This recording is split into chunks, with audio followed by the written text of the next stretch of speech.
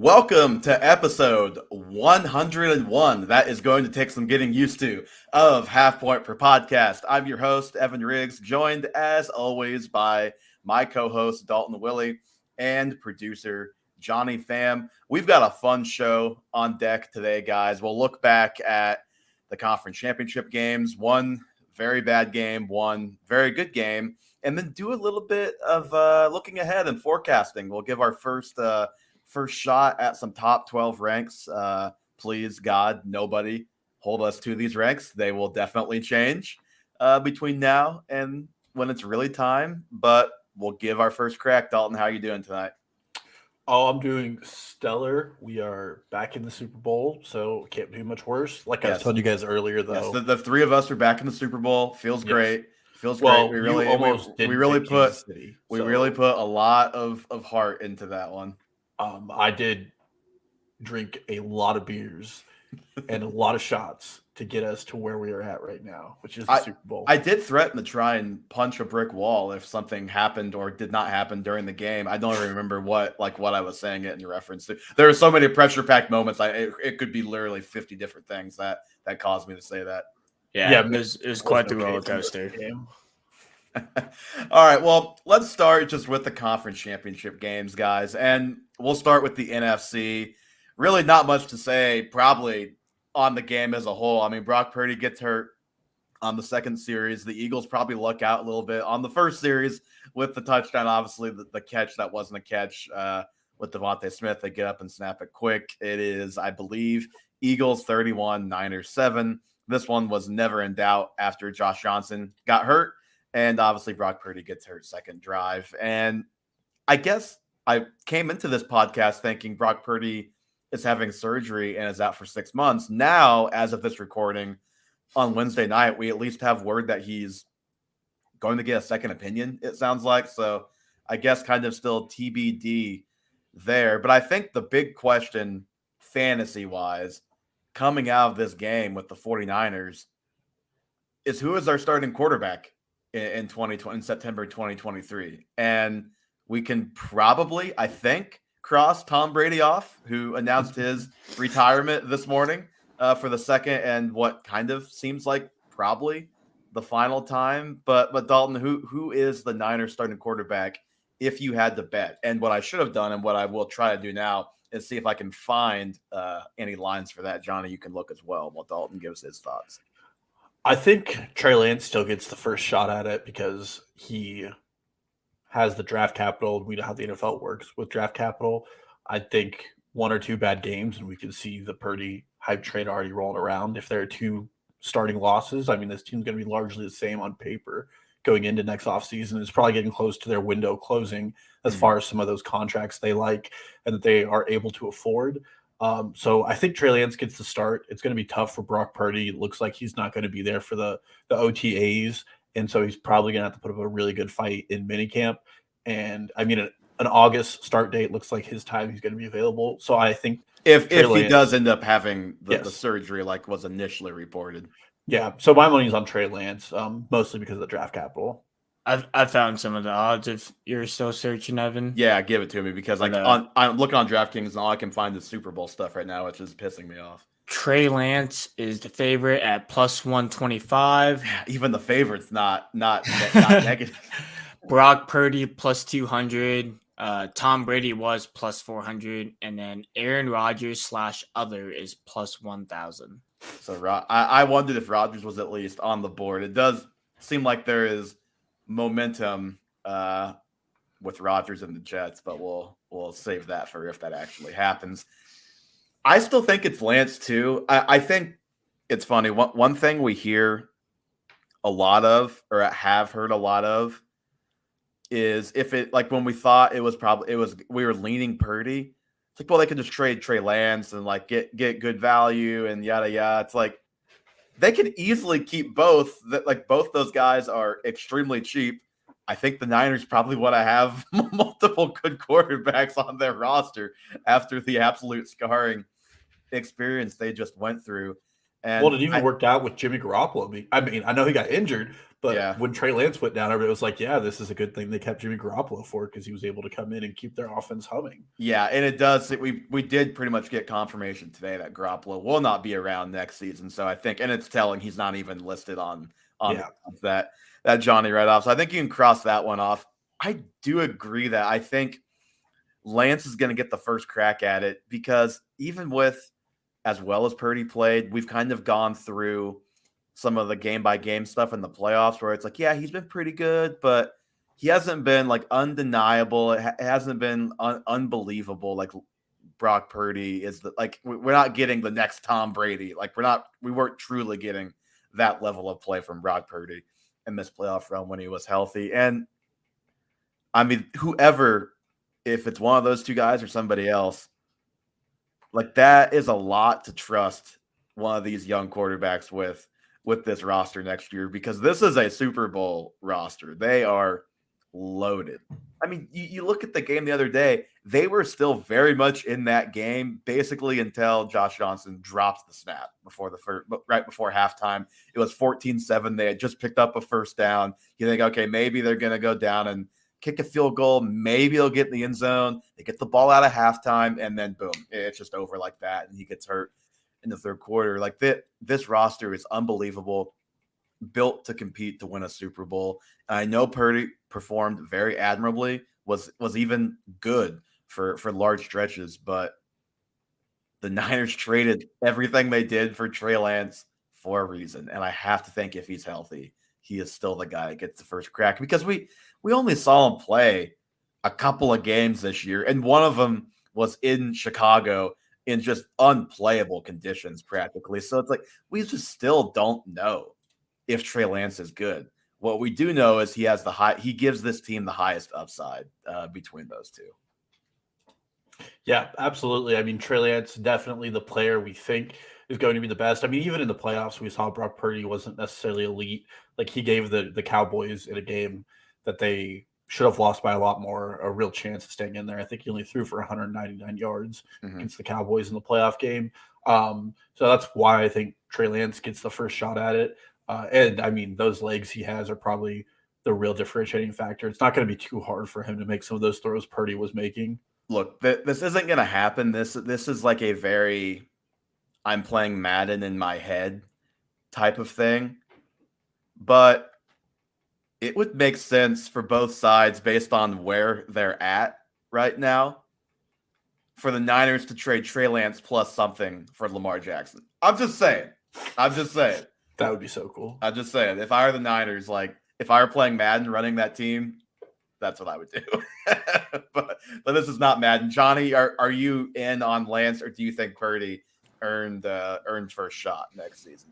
No, I think I'm in on Lance too. And then I don't know if you guys saw the interview by I don't know when Shanahan did this, but like a reporter asked him, was like, "Is Jimmy Garoppolo in your guys' future plans?"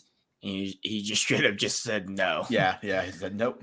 Nope. No, but I'm a believer in Trey. We didn't even get to see like a full game. I feel like Brock did exactly what he had to do to be a either starter in the league or / backup for 15 plus years in the league. Like that's what he proved to do. You're saying his destiny is Chase Daniel. Could be, Ryan's Fitzpatrick. Exactly. Could be. And that's definitely a great outcome for the last pick of the draft. No doubt about it.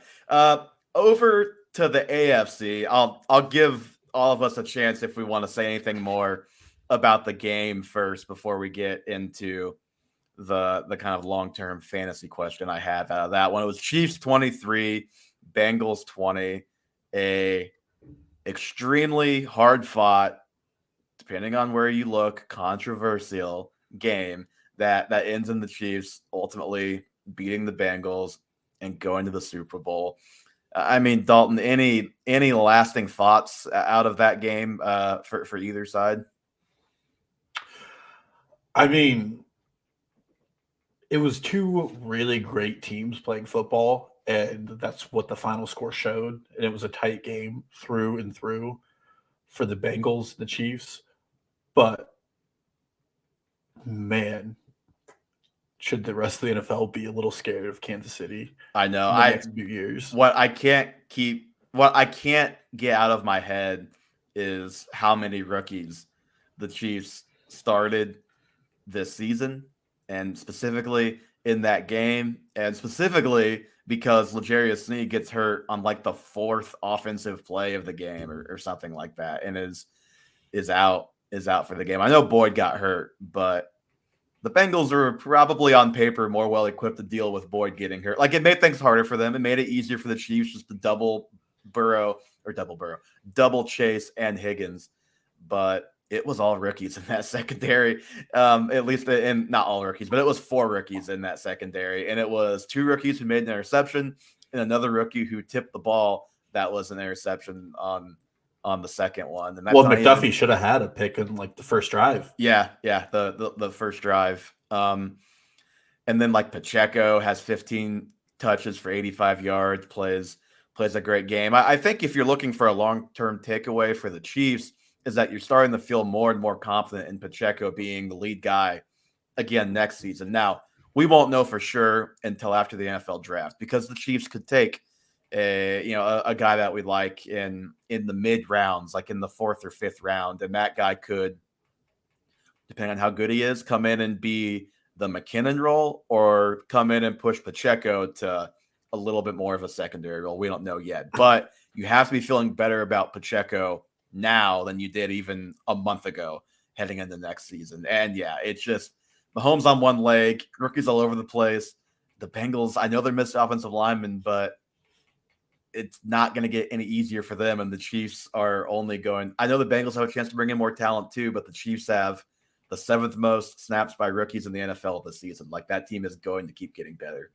Yeah. Well, then you had Mahomes throwing to one guy who's an all-star tight end, MVS, who was the 3rd wide receiver on the team, and then 2 players in Sky Moore and Marcus Kemp, who played the majority of their career this year on special teams. Marcus Kemp had like 20 more tackles than receptions, I think, going into that game for his career. For what it's worth, for a solid 10 minutes watching the game on Sunday, in my inebriated state, I kept yelling Sean Kemp.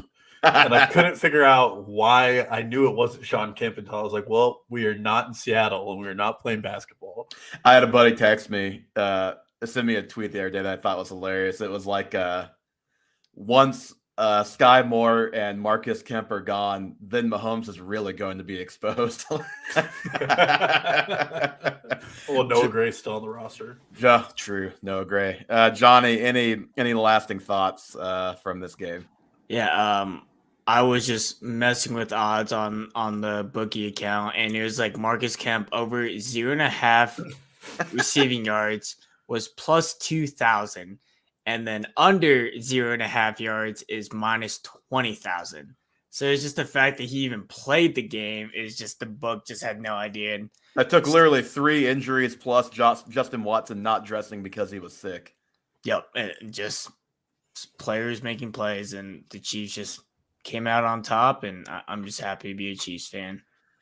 Patrick Mahomes reaching 18 miles per hour on that last scramble is just incredible. He didn't scramble the whole game, and then when he had to, he somehow found a gear that nobody with a high ankle sprain should have. He had a comment this year where he said that his 40 wasn't that good, but his like, 40 time is faster than whoever's chasing him. Yeah, I was like, I don't think anyone was chasing him except aside from the side, but I was like, 18's pretty good for that bum of an ankle too. Yeah, I think it was like during a mic'd up, he joked that he just needed someone chasing him during his 40, basically.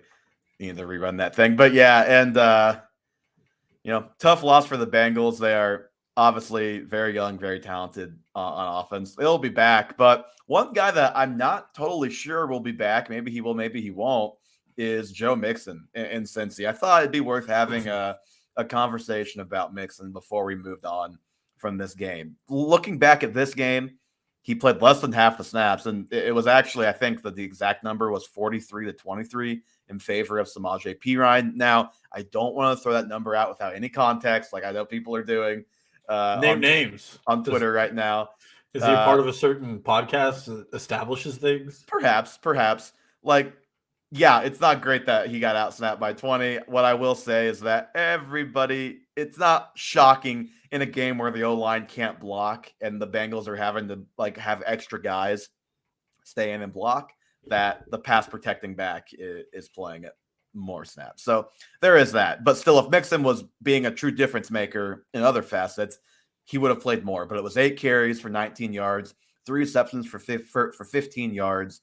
And they really could have used him to be a threat on the ground to help that pass rush kind of have to focus on the run or the threat of the run a little bit more. Now, what I will say, the week before against Buffalo, it was 20 carries for 105 yards and scored a touchdown. So it was a better game the week before for Mixon. But I think a lot of people started to kind of catch on to the fact, either leading up to the Chiefs game or during the Chiefs game, that like that Bills team just had kind of had it by the end of the year, that their defense was banged up. They had been through just a lot as a team. Obviously, that goes without saying. So they just didn't have it against the Bengals. And now we've got Joe Mixon, who's 26.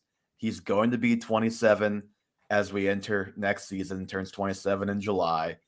Dalton, what do you think the future from a fantasy and obviously real life perspective holds for Joe Mixon? Well, and when I was looking at this and whether or not he returns to Cincinnati, did you know Samaje Perine is as old as he is? I mean, they were teammates at Oklahoma. Yeah. Perine is 27 years old as well. Mm-hmm. And they're both free agents, right? Perine's also a free agent. Perine's a free agent. Joe Mixon is not a free agent. No, Mixon's not a free agent. Yeah.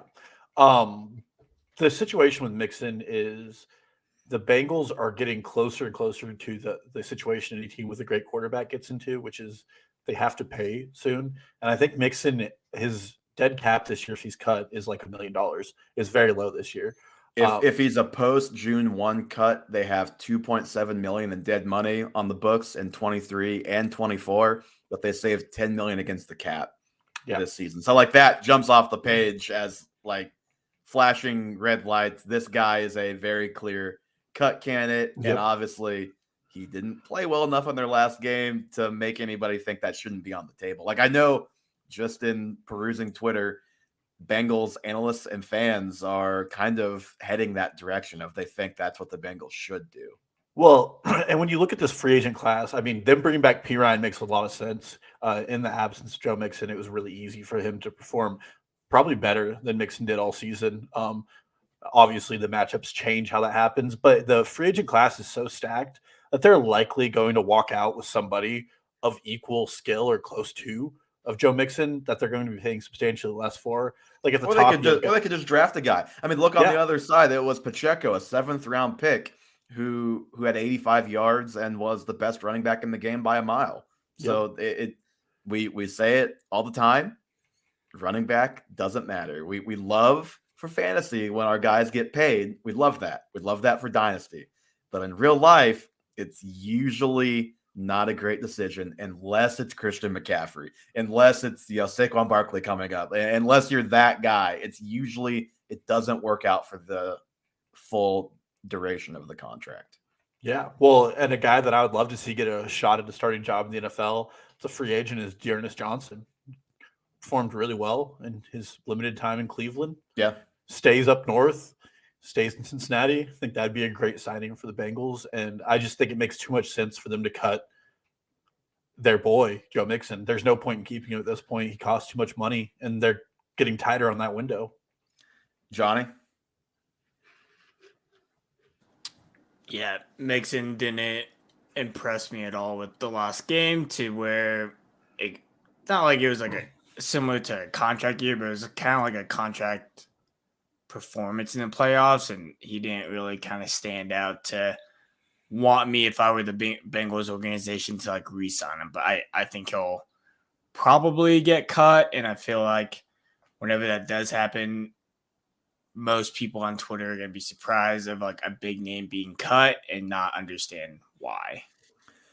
So I will say, to give a little bit of credence to the thought that he could be back in Cincinnati next year, he could very well just renegotiate his contract, take a pay cut, and be back. We just saw Frank Clark do that with Kansas City this year. Now, is it possible, even through a renegotiation, they're still paying him more than you want to pay a running back of his caliber at this point? Yeah, so it's possible even that's on the table for them.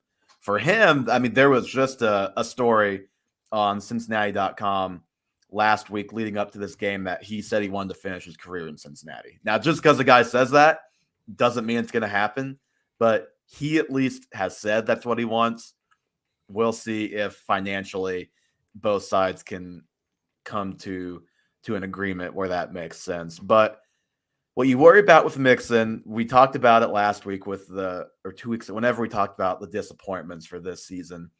25% of his points came in one game this year, fantasy-wise. He was pretty up and down. It was against me. Yes, against Dalton. That's been well established at this point. He was up and down, and his ups outside of the one game were not nearly the highs that we're used to out of Mixon. We didn't get the consistent stud performances. He has over 1,300 rushes, over 1,500 touches. Like I mentioned Melvin Gordon before the season when we were talking about guys that lead the NFL or close to it in total career touches. I don't have that number in front of me, but my guess is you've got Melvin Gordon, you have Ezekiel Elliott, and Joe Mixon is probably up there with Derrick Henry and the rest of those guys as well. Like he's starting to put up to really pad those numbers, and that's obviously makes you a little nervous when you've seen the performance drop off. I'm no expert as to like what the numbers mean. Like how can you tell a running back is dropping off? What I will say was one thing. I looked at Mixon because when you look at just the raw numbers, like the efficiency, he's not that much different than last year, other than he scored more touchdowns last year and just played more games. But this season, he only had 28 evaded tackles per player profile, 1.9 per game. That's 49th among running backs. Last season, he had 76 evaded tackles and 4.8 per game. Last year, his breakaway run rate was 4.5%. That was 21st in the league among running backs. This year, 2.8%, 47th in the league among running backs. So he just, that elusiveness that we became so accustomed to with Mixon just wasn't there. And he kind of, to me, looks like he's settling a little bit more into that Zeke role of he's still a good player. He's still useful. He can still gain the tough yards, but he doesn't have that same burst that he used to have. And that would concern me. And that, to me, would make him a sell in Dynasty if I had him right now. Yeah, sell him right after his team gets kicked out of the playoffs. All right. Anything else on Mixon before we move? That's all I got for him. Not bright future for him. All right. Real quick on these next two items, just because I feel like we have to say something. It's the offseason for 30 of the 32 teams here. Sean Payton to Denver for a first-round pick, 29th overall, and was it a first-round pick and a second-round pick, and I believe the Broncos were getting back like a fourth-round pick. Yeah, a fourth-round pick. So the Broncos get their guy. So they will tell you right after Rappaport said that was actually not their guy, and it was the guy that the Texans hired, D'Amico Ryans, who was actually their guy. Yeah, tough look for the Broncos if they failed to get their guy and then traded multiple picks for Sean Payton. I think where I fall is in a vacuum. I think trading, basically you can boil it down to Bradley Chubb and another pick. For Peyton and a later pick. I think that is fine.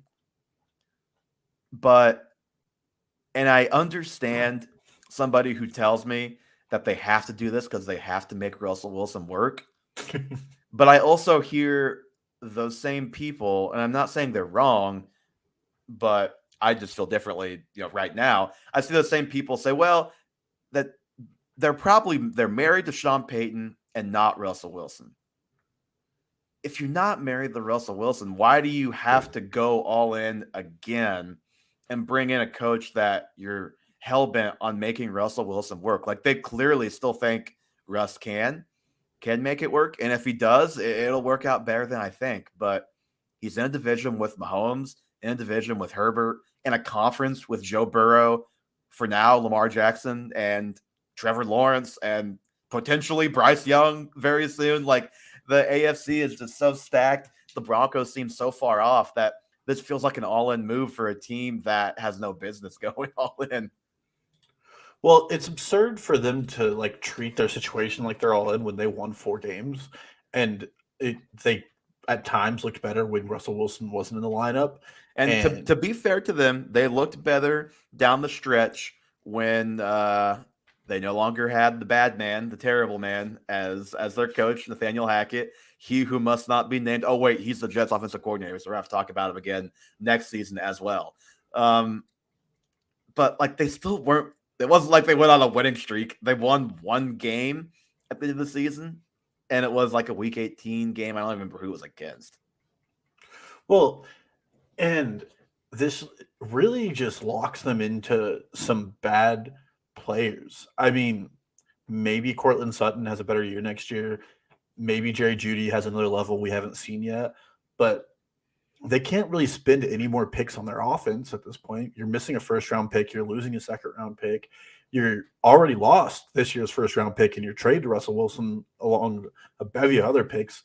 So yes, like it's really hard for them to get better. And part of the success of the Sean Payton years was that that organization drafted extremely well. Like Alvin Kamara was a 3rd-round pick. 2 of their right ends were like 4th-round picks. Michael Thomas was a later round pick. Like a lot of the success that they got was hitting really well in the draft, and obviously Drew Brees. And I just think they're trying to recreate something that's not there. I don't understand why the franchise didn't go out and get a first-year head coach and try to recreate what we saw in New York this year, which was somebody innovating in the NFL instead of going back to the well. I mean, this is like the 5th time the Broncos have hired somebody who's an old head at the NFL and hoping that they're going to fix their falling apart franchise.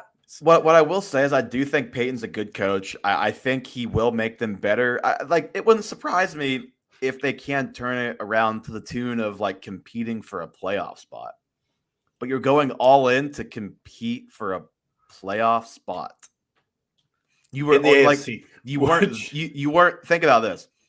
You really weren't that far away for competing for a playoff spot when Drew Lock and Teddy Bridgewater were your starting quarterbacks in that one season. Like you won 7 games, maybe a couple go a different direction. And then the year before that, they like couldn't score and lost every game like 17-14 because their offense was terrible. They were not that far off from competing for a playoff spot. And that's kind of what we're talking about as their ceiling right now. Even if I do think it's going to make them better, they're going to improve. I'm sure even if they don't add guys to that offense, like Sean Payton will make Russell Wilson better. He will make Jerry Jeudy better. He'll make Cortland Sutton better. Having Tim Patrick back will help. And obviously KJ Hamler still exists and is around for now too. Like I like Dalton as well. Like they've got some guys, but like to go all in, hoping you get the 6 or 7 seed, kind of a tough scene when your quarterback is older than all of the other guys in his way and worse than all of the other guys in his way. Yep, and might have a worse supporting cast as their seasons go on. I mean, I don't know where they're going to invest their draft picks this year, if they're just going to spot needs and try to replace them. But it's just it's kind of sad to watch what the AFC West is doing, especially like in light of what the Chiefs are doing. They just they won't just die. Like at least for a while, the Jets were like, we're just going to have to suck for a couple of years. They weren't overspending and overvaluing their players. The Bills were the same way. But these teams in the AFC West, and I mean, the Chargers are still more well equipped to beat the Broncos out. And I don't know what the Raiders are going to do, but we'll see. Yeah, God only knows what the Raiders are going to do. All right, Tom Brady announced his retirement this morning. I touched on that earlier in the show. Dalton, I figured I would give you a chance as the Tom Brady fanboy of the group to profess your love one last time. I'll say shout out Tom, and that's the only team that has a winning record against Tom Brady is the Kansas City Chiefs. That's true. If you don't include playoff games, which was not included in the graphic I saw today. Yep. So. I don't really want to do this because he did this last year, and he got his farewell from me. Like this year was a done year for me. It's hilarious. Did you see the Patriots Twitter account just quote tweeted the tweet they put out last year Oh, my and just God. added like one word to it, basically. I should just go do that. I mean, it like the only thing, and I agree with this take around Twitter. The only thing that this might solidify is Aaron Rodgers probably sticks around the NFL for another year, just so him and Tom Brady aren't in the same Hall of Fame induction, because that will be the Tom Brady induction, and everybody else will be side characters to that. So Aaron Rodgers stays another year, maybe gets to the Jets. Who knows? Yeah, and if I were Rodgers, I would want to have my post Green Bay chance at going to a ready-made team that can really make some noise. Now, is that the Jets and the AFC? I'm not so sure. Like, the Jets have a good roster, but the AFC is just so stupid good. Like, some of these guys need to start identifying NFC teams to try and make better. And that's my bigger takeaway here. I mean, obviously the draft hasn't happened yet, but like the AFC or NFC. There was a graphic going around today of like all these great young quarterbacks, and it's 7 AFC quarterbacks, and then Jalen Hurts was the only NFC quarterback on. I mean, it's pretty bad in the NFC. Like it's someone said Jalen Hurts is a god amongst the men in the NFC. Well, there's Kirk Cousins, Dak Prescott. I mean, Aaron Rodgers Jones for now. Like, yeah, it is not a. It is. You don't get too far down the line before you say Justin Fields. Like, I mean, well, if Derek Carr goes to the NFC, he's a top. He might be a top 3 quarterback. Yeah, like the entire NFC South, I have no clue who their quarterback is going to be next year. Literally, that entire division, except for Lawrence. Jerry Jones in NFC. South. Oh, NFC. Yeah, Falcons. Is it Desmond Ridder? Like, probably that one's probably the most solidified. Carolina, I don't know. And Tampa Bay. I don't know. The Saints, who knows? The Saints are a low key. The Saints are a low key Aaron Rodgers team now that they have that first round pick. That's my thoughts on that. John, you're gonna say something? Jerry Jones came out today and said that they want Dak to be their quarterback and their centerpiece for like another decade, like another 10 years. Well, I learned last week pan out well. I learned last week that Dak is 29, so I'm sure that will go great. Maybe he also said he wants Zeke back. If we're talking NFC, I did see that too. You would think that maybe you'd want Kellen Moore, who helped Dak have his best year ever, to be around for that, but I guess the Cowboys had other plans, and that is how we'll transition into our way too early top 12 ranks. Let's start, Dalton, at the top, because I think with these, it matters less the order and really more like who we actually have in our top 12. The suspense to me is who's left out more than who's number one. So I'll let you lead off. Who is your number one guy as of right now? It's Justin Jefferson. See, I made the thumbnail, so clearly I considered it, but let's have that conversation, because for me, I can't rank a receiver number one overall. I don't think we're talking half point per reception, as is probably expected on the half point per podcast. I just can't not rank a running back number one. Yeah, the thing with me was I looked at who we'll probably talk about both these guys. The other 2 running backs who could potentially be one, which is CMC and Austin Eckler. Maybe you throw. You're gonna laugh because I don't have either of those guys number one either. I mean, I don't know who you could throw in to that. Like you thrown in JT. Let's just get through this first. I just looked at who was behind him, and I was like, well, I think CMC, his like high touch volume is probably dropping off. He's still going to be like an amazing fantasy player, but I don't think he has like this 40-point pop off as likely.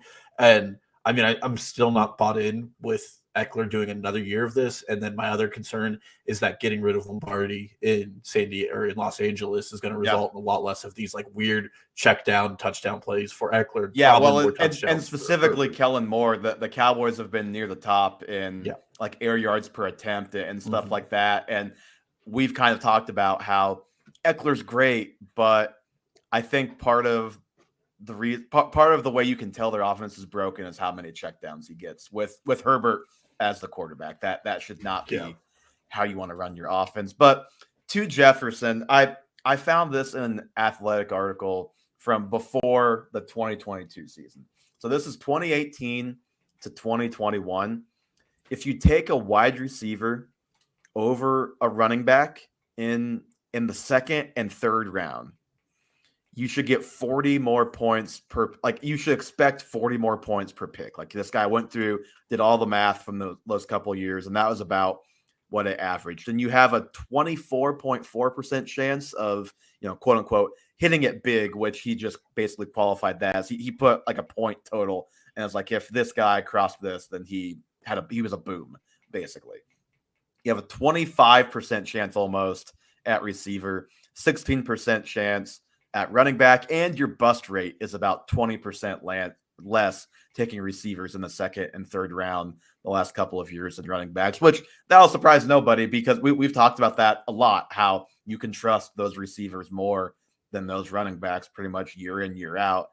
And that's why it's hard. Like at number 1, I'm not picking again until 24 in a 12-team league. I just really feel like I've got to get a running back. And I traveled back in time to 2019 where I was debating Saquon Barkley or Christian McCaffrey, and I just stuck Saquon at number 1 for right now. I assume he's going to be back in New York. If he's not, that could change the calculus. But, I mean, Saquon's awesome. He was every bit that guy until he got kind of banged up. But it wasn't like he got banged up and then never played well again. Like, he was unbelievable in that playoff game against Minnesota. I know Minnesota's a bad defense, but Saquon's awesome. And to me, like, you can argue about 3 or 4 different guys. Number 1, there's no clear-cut number 1 right now like there was with Jonathan Taylor heading into last season. Yeah, I mean, I think it's going to be an interesting dynamic all offseason on who goes. Part of the concern with Saquon for me is now he's getting up to 26, 27, I believe he'll be at the end of the season. It's interesting because but same with Eckler, yeah. All of these running backs, basically, or most of them at least, depending on what your ranks are in this first round, they are all in that age range where you start getting a little nervous. And we are going to see a changing of the guard at some point, but it's just a product that, like, that was it 2018 draft class, just ridiculous with running backs. So yeah, I'm with you on the age concern. So I have Saquon 1, you have Justin Jefferson. I have Christian McCaffrey too. I'm assuming you have McCaffrey like somewhere in that neighborhood, probably. I have McCaffrey too. So. Okay. I have Justin Jefferson number 3, so not that far off. He's one of the 3 guys I considered for number 1. Obviously, like, the dude started off great, had the 1 or 2 bad games. People kind of freaked out, and then he was just a god for like the rest of the season. Basically, the only thing you kind of worry about with him is, well, maybe Kirk Cousins isn't back, but Kirk Cousins is probably back. Like, like Kirk Cousins is pretty likely to be their quarterback next year. Yeah, well, if they can add any talent around him, maybe the bracket coverage gets off a little bit. Yeah, obviously had a horrible year. Yeah, Thielen dropped off, and I like KJ Osborne. I think he's a fine role player, but he's a smaller guy, like a slot specialist. He can't provide that real true number 2 threat to the coverage like Thielen could. So maybe they draft another guy to come in there and add some weaponry to that offense. And obviously Hawkinson being there a whole year will maybe help a little bit in that regard. So who was your number 3? My number 3 was Jamar Chase.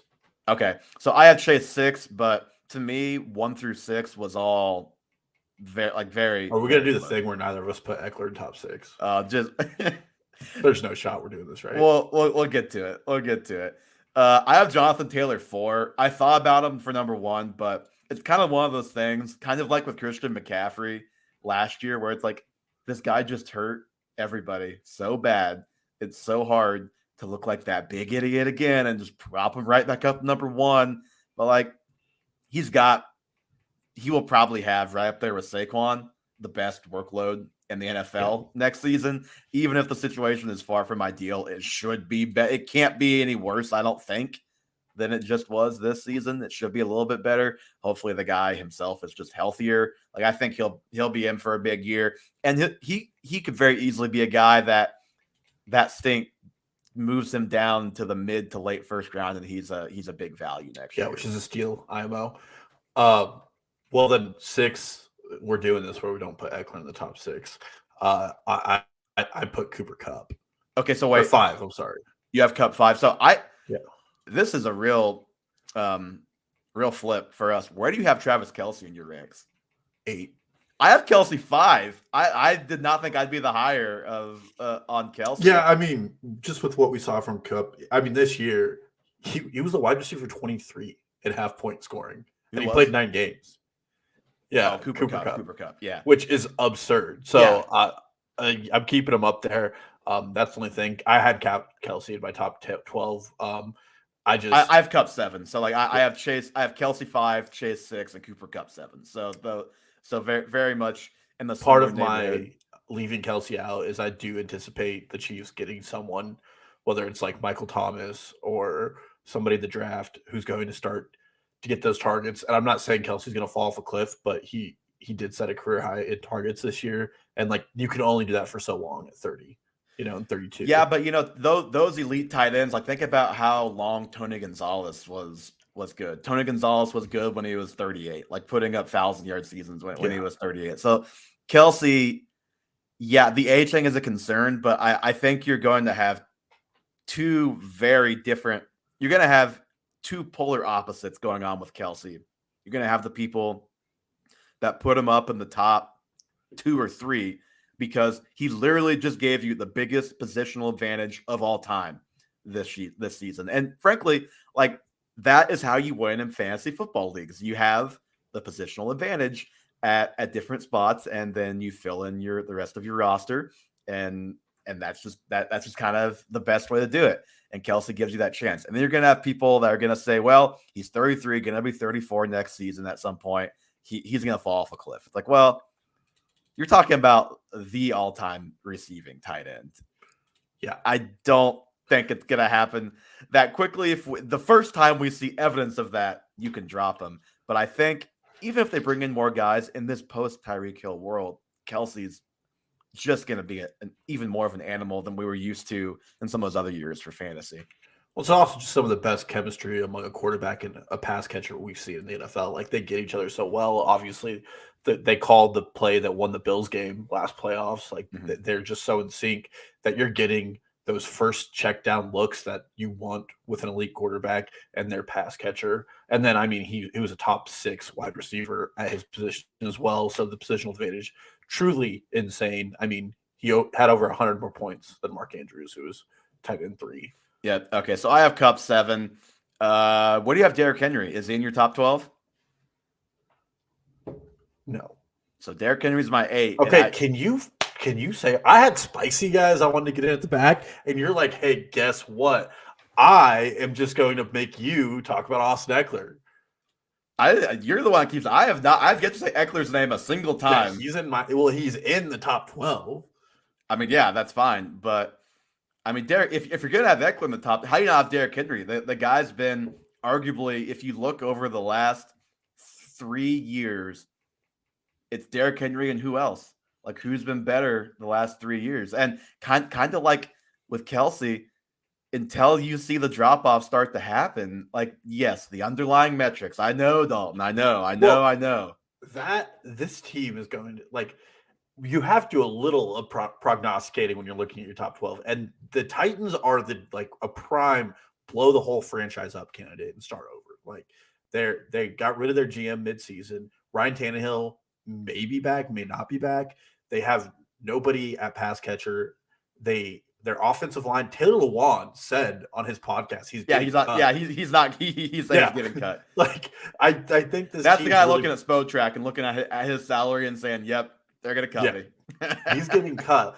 Derrick Henry, I don't know what his cap hit. Probably never going to get cut because he is such a foundation piece. He's too good. But they're going to be a team that's going to be look like a 3-13 team on paper to start the season if they really blow it up. Yeah, but they'll still have Derrick Henry, and they'll still have the head coach who's proven he is pretty damn good at what he does. So I just think we have to keep ranking Derrick Henry in the top 12 until Derrick Henry gives us reason to not do so. So I have Henry at 8. Who do you have 8? At 8, I have Austin Eckler. I have Eckler 12. Eckler got my courtesy 12 spot. And I'll admit it. Like, Travis Kelce called the Cincy Mayor jabroni. Austin Eckler could very well do the same to me if he wanted to. Like I've been very wrong on Eckler. You were wrong on him this year. I've been wrong on him both years, but we've already touched on it this pod. I have some concerns with just how that offense is going to look. It should look better. Does that benefit him because he's benefited so much from an insane usage in the passing game? Yeah. He's strictly here because I feel like you just have to do it. Yeah, you can't not have him in your top 12. You just can't. So 9, I have Tyreek Hill. I have Tyreek Hill 11. Okay. Who do you have 9? I have Nick Chubb 9. I didn't rank Nick Chubb in my top 12. This is under the assumption, which I think Hunt doesn't come back a and pretty they safe throw assumption. balls to him. I don't even care if they throw the ball to him. It's just even if it's Kareem Hunt's gone and Dearness Johnson, even if he's gone and like it's Jerome Ford, Nick Chubb, and somebody else, I think Chubb will hopefully just get more carries. And hopefully that offense is just better next season. Deshaun Watson with a whole year, a whole off season. I think we're going to get some pretty serious Nick Chubb hype if that backfield turns out a certain way and if Watson looks good in the preseason next year. I could be convinced if those things happen, like in August, I could be convinced to move Chubb up into that top 5 or 6 group. I will not rank him in the first round out of sheer concern that they're never going to give him the usage we want, and he's going to have to be an efficiency god.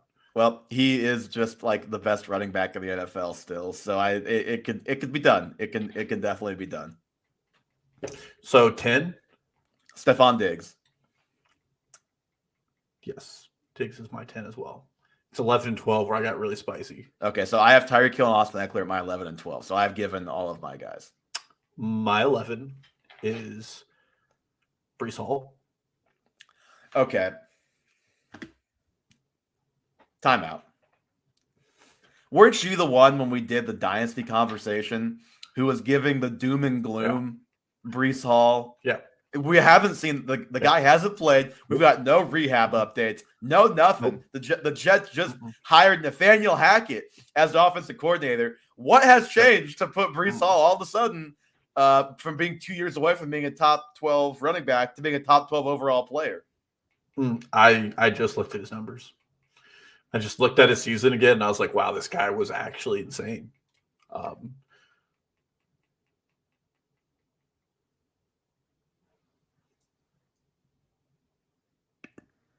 If we get good health updates on Breece Hall, like he could very easily end up in my top 12. But it's just it's tough right now because we see it time and time again with guys coming back from ACL. They're just not fully back. Well, and I'm surprised. We see it. I understand it. He's young enough. I just really feel like if he does come back, it's going to be a home run kind of hit. Because if you extend the season he was having, he's like, he's the RB1. Yeah. I mean, if you extend the season he was having, he's basically probably rookie Saquon Barkley. But Saquon Barkley also struggled to come back from an ACL. So I just have worries. And even if they get Rodgers, I have big time worries with the guy who is now calling their plays. That has just thrown another wrench into things. I know Breece Hall is awesome, and Nathaniel Hackett's not going to be what derails Breece Hall. Ultimately, it will be health. Yeah. Well, I don't know. Shotgun runs the 1 yard line. Could ruin Breece Hall. Well, I guess my 12 is a guy who didn't even play this year, Bijan Robinson. Oh, so we're ranking rookies. Okay. Oh, well, they're going to be in the NFL. Yeah, you can. Oh. I mean, you can be the fantasy hipster to throw a guy you've never seen play, except for when he played Kansas and Kansas State in your top 12. Yeah, well, he's a very good player, so I got to do it. We don't even know where he gets drafted. Like what team drafts him? Nope. I get 3 guy for you, Saquon didn't even We don't even know where he's going to play football. We have a better idea. Is he going to play football? Do we even know if Saquon's going to play football next year? I think we have a better idea that he's going to be back with the Giants than who. Like, it could literally be any team in the entire league. And we also have never seen him play in the NFL. So, like, we think he's good. We think he's awesome. Like, I'm sure he probably is. But I can't believe you didn't rank your boy Josh Jacobs. He's like my first guy out. And part of that is we talked about we don't know what in the world the Raiders are going to do. I don't know if he's going to be back with the Raiders. Now that Tom Brady is seemingly off the table, it's like, okay, what are the Raiders going to do at quarterback next season? Like, are they going to try and get in the Aaron Rodgers thing? Like, I don't know. Like, maybe they just franchise tag Jacobs and bring him back. Or maybe he signs elsewhere. I just need to see where he ends up before I feel good about ranking him in the top 12. Yeah, I mean, some other notable names we missed who I had considered: CeeDee Lamb, Devontae Adams, AJ Brown, all guys that Devontae Adams is the guy that if they get a real quarterback, he'll immediately be in my top 12. Yeah, except McDaniels really might frustrate me and scare me off of it. Like, but he was good enough that he basically. Oh no, I don't disagree. It's just like, would I rather have AJ Brown or Devontae Adams this year? Probably AJ Brown, even if they get a quarterback. Just because there's a game where he got 0 targets. You're like, what are you doing? Yeah, I mean, let me pull up the fantasy finishes here. I have it pretty handy. Like, Devontae Adams was the wide receiver too. So again, he's just kind of, for me, being left off because I have no idea what his team is doing at quarterback this season. And that matters a great deal. Matters a great deal.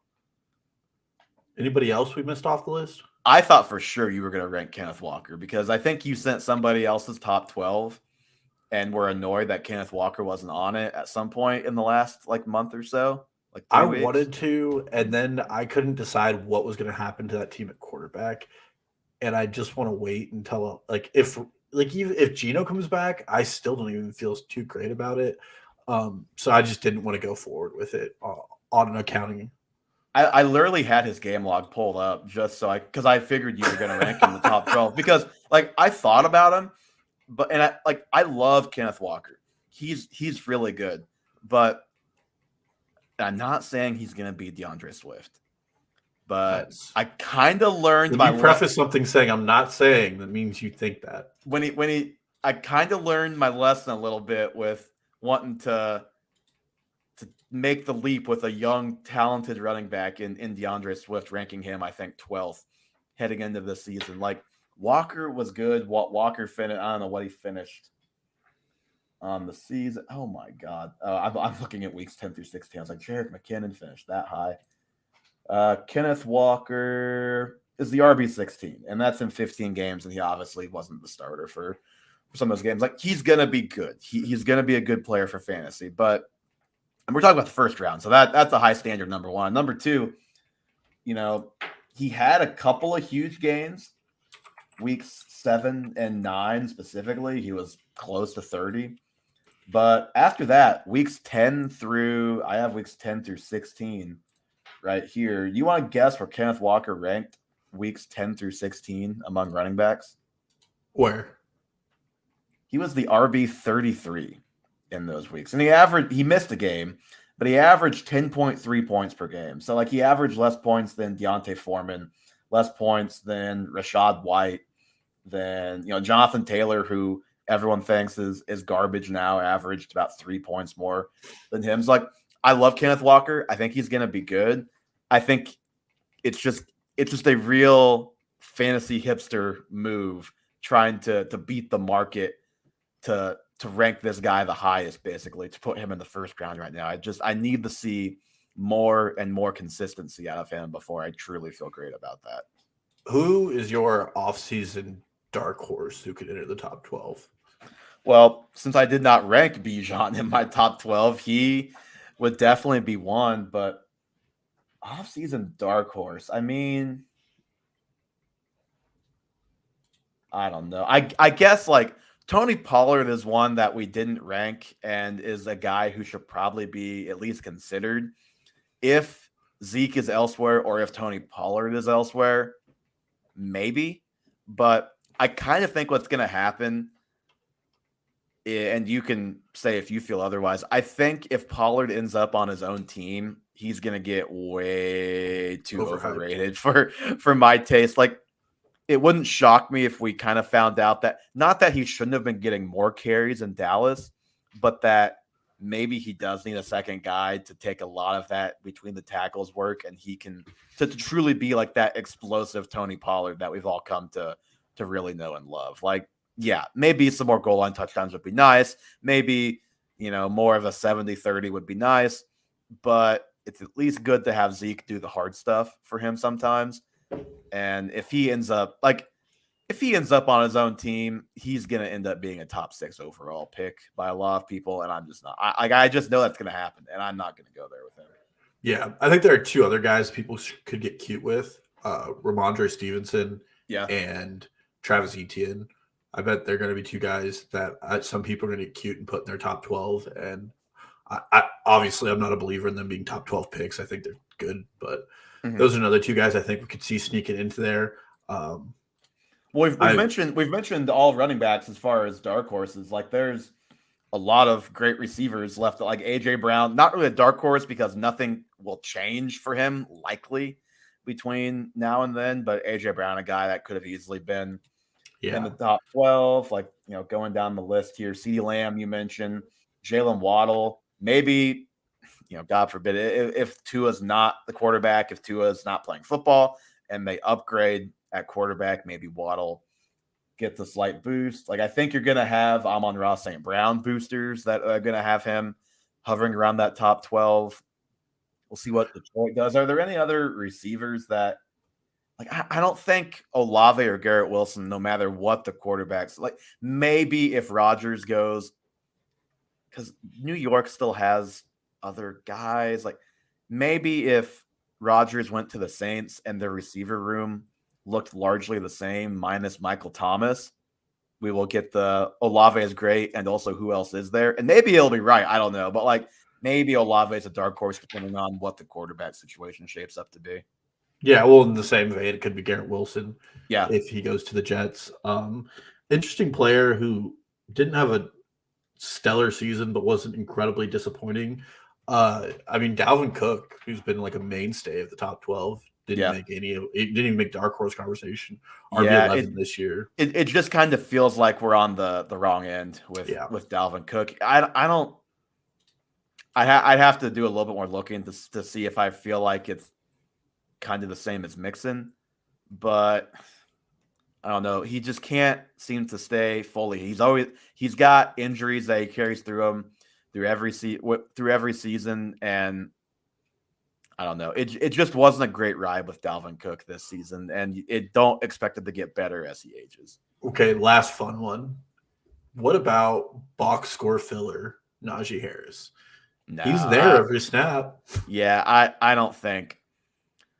I know Najee will be a highly ranked guy, but anybody who watches the games and sees Jaylen Warren run and sees Najee Harris, it's like sometimes you'd rather have the other guy in there. Sometimes you'd rather have Jaylen Warren in there than Najee. I just don't think Najee. I think he's just fine. Like, I don't think he's a great player. A guy, he's not going to get considered for first round, but a guy that I can already tell you, if the situation stays the same, is going to be a flag player for me next year, and that's J.K. Dobbins. I just feel like J.K. Dobbins is still pretty underrated, and I think people are overlooking how good he was to end the season. I know he's always got the volume concerns and the ceiling and stuff like that in Baltimore, but that dude's just freaking good.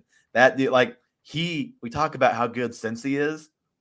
He was almost the driving force in beating Cincinnati with Tyler Huntley as his quarterback in the playoffs, and very well could have been if they did what he wanted them to do and give him the ball inside the 2-yard line. And now they have a new offensive coordinator, so maybe he'll get the ball more. I don't know, but Dobbins will be a guy that I think I'll be very in on, and I just think people are probably going to underrate him because he only was awesome for a couple of games, and he never truly got his pre-knee burst back, even by the end of the season, and hopefully that's back next year.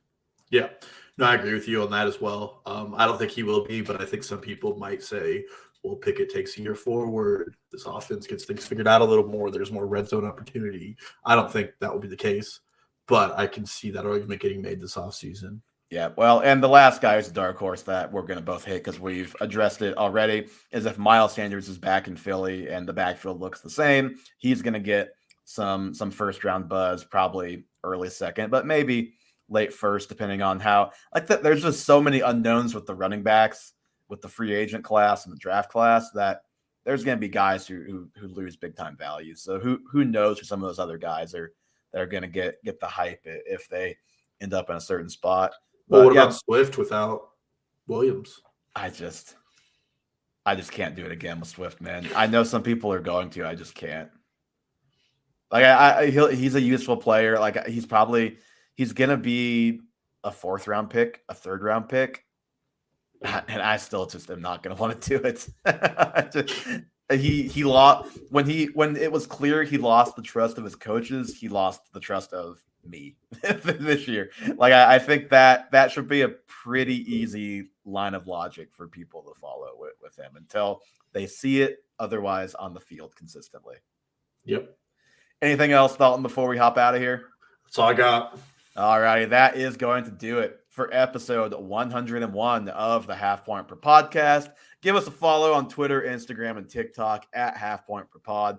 Tell us how dumb we are for our Derrick Henry or Austin Eckler or Kenneth Walker takes, whatever the case may be. Subscribe to the YouTube. Link to all of those things will be in the show notes as always. And as always, the show is available anywhere you listen to podcasts, Spotify, Apple, all that good stuff. Leave us a 5-star review. Follow us on those platforms as well. And we will be back with a Super Bowl preview, big time Super Bowl preview next week.